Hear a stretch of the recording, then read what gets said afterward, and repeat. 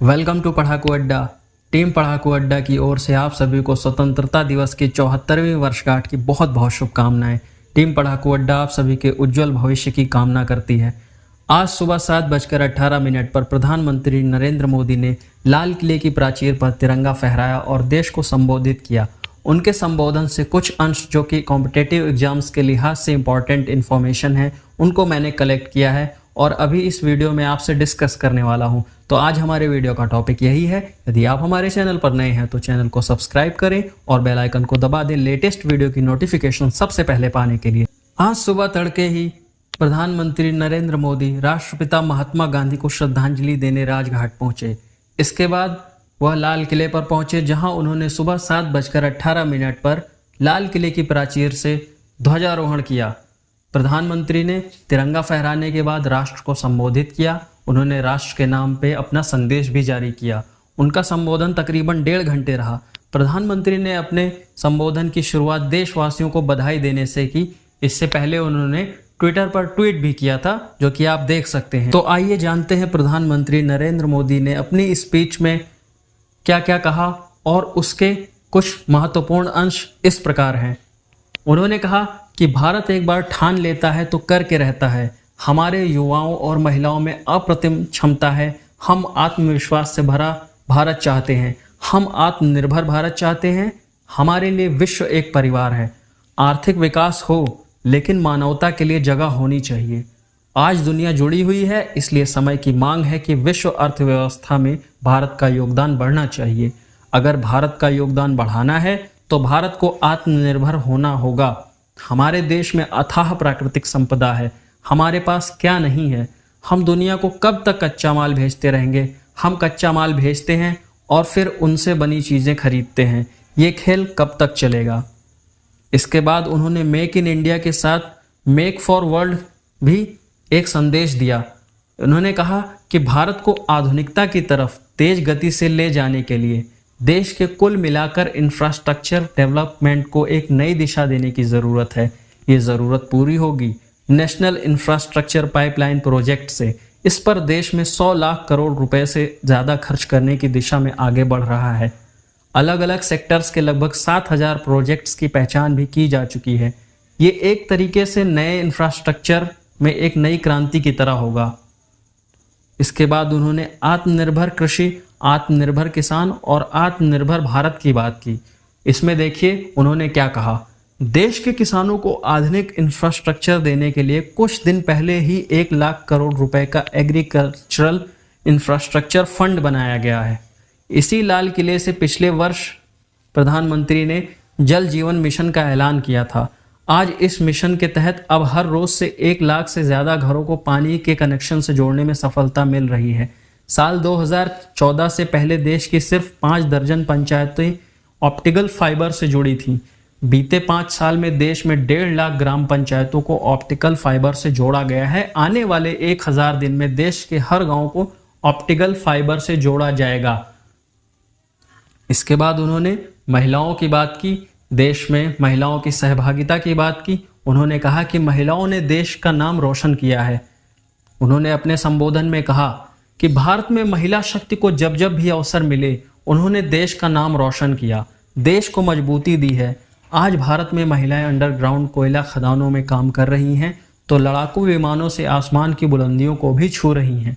देश के 40 करोड़ जनधन खाते खुले हैं, उनमें से लगभग 22 करोड़ खाते महिलाओं के ही हैं।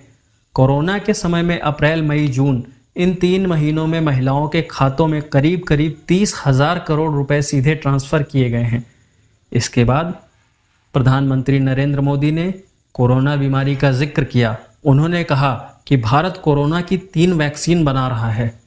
प्रधानमंत्री नरेंद्र मोदी ने कहा, जब कोरोना शुरू हुआ था तब हमारे देश में कोरोना टेस्टिंग के लिए सिर्फ 1 लैब थी।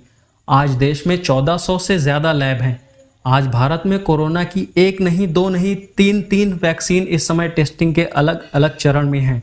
जैसे ही वैज्ञानिकों से हरी झंडी मिलेगी, देश की तैयारी उन वैक्सीन की बड़े पैमाने पर उत्पादन की है।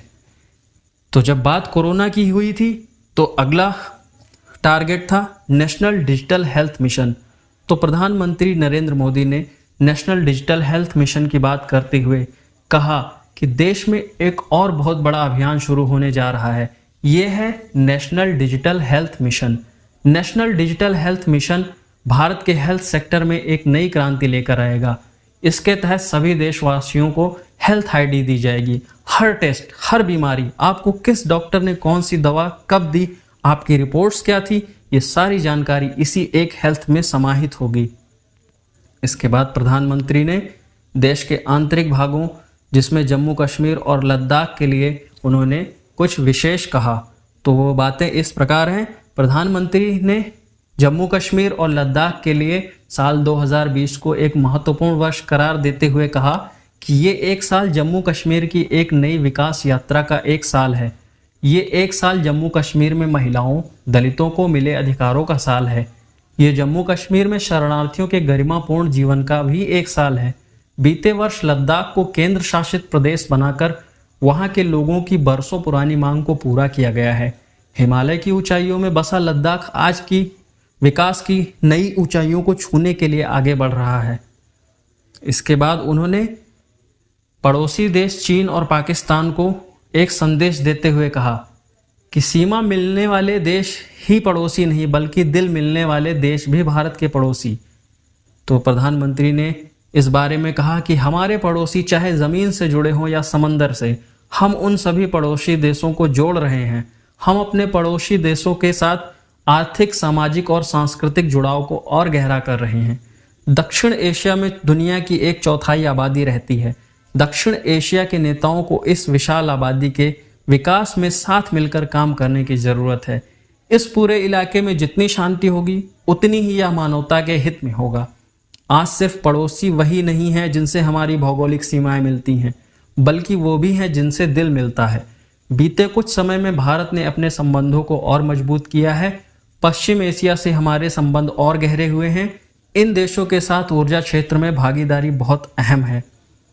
साथ ही साथ प्रधानमंत्री नरेंद्र मोदी ने भारत की संप्रभुता की बात की और उन्होंने भारत की संप्रभुता का सम्मान हमारे दिल में सर्वोच्च स्थान रखता है। उन्होंने ऐसी बात कही। प्रधानमंत्री मोदी ने चीन का नाम लिए बिना निशाना साधा और कहा, देश के लिए हमारे वीर जवान क्या कर सकते हैं। दुनिया में ये लद्दाख ने देख लिया है। LOC से लेकर LAC तक देश की संप्रभुता पर जिस किसी ने आंख उठाई है, देश ने और देश की सेना ने उसका उसी भाषा में जवाब दिया है। भारत के जितने प्रयास शांति और सौहार्द के लिए हैं, उतनी ही प्रतिबद्धता अपनी सुरक्षा, अपनी सेना को मजबूत करने की है। भारत अब रक्षा उत्पादन में आत्मनिर्भरता के लिए भी पूरी क्षमता से जुट गया है।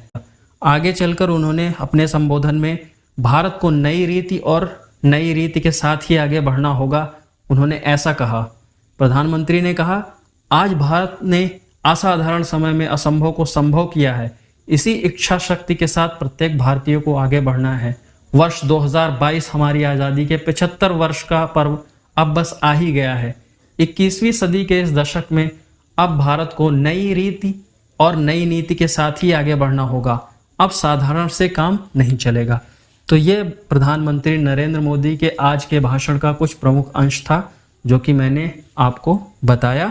इसमें से ये सारा कुछ इम्पॉर्टेंट था जो कि आपके कॉम्पिटिटिव एग्ज़ाम्स या मेंस के एग्ज़ाम पॉइंट ऑफ व्यू से UPPCS या UPSC IAS के एग्ज़ाम्स में इम्पॉर्टेंट हो सकता है। तो इसी के साथ मैं वीडियो का समापन करता हूँ। यदि आपको वीडियो पसंद आया हो तो लाइक करें, कमेंट करें और इस वीडियो को अधिक से अधिक शेयर करें। यदि आप हमारे चैनल पर नए हैं तो मेक श्योर चैनल को सब्सक्राइब करें और बेल आइकन को भी दबा दें। वीडियो पूरा देखने के लिए आपका बहुत बहुत धन्यवाद।